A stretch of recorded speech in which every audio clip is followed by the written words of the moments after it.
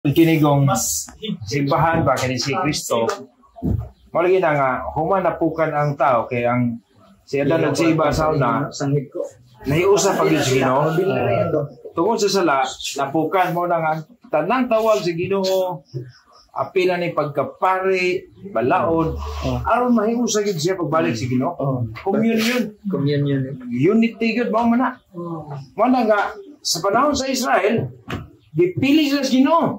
So, para mahiusa gid siya.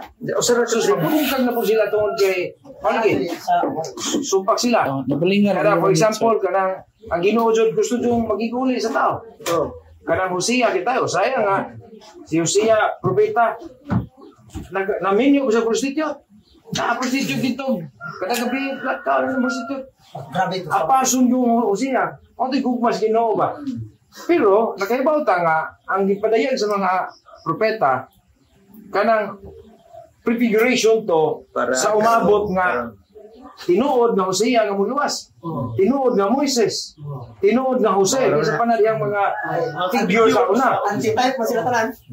Mao na Kristo. Una panahon ni Kristo. Ang pagampo, iusa sila man. Hiusahon diha niya. Amo na nang gituko niya simbahan. Ang community, communion na diha. O niya, mo lagi na sa version ni San Pablo nga magpakamatay si Kristo aron kadtong mutuo niya mahiusa diha siyang lawas. Lawas daghasag mini. Dili lang ang lawas nga gilansang ang historical physical body. Kundi ang katilingbang nagtuo mahimong lawas. Una ang makanaris nila lawas po. Ang Kristong lawas. Una mo na kayusa yun. Tanan tawag yun sa kayusa. Una, ang rule sa pari, siya monoris. O point of unity siya. Na, muna sa itong simbahan, Universal Church, naisan to papa.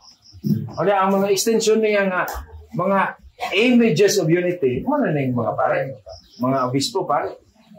So, muna, maghiusap tas pagsimba, pag-ampo, na mo nang ang di mo simba. Ang dili na pika na ko. Di mo tabang na ko pagtigom.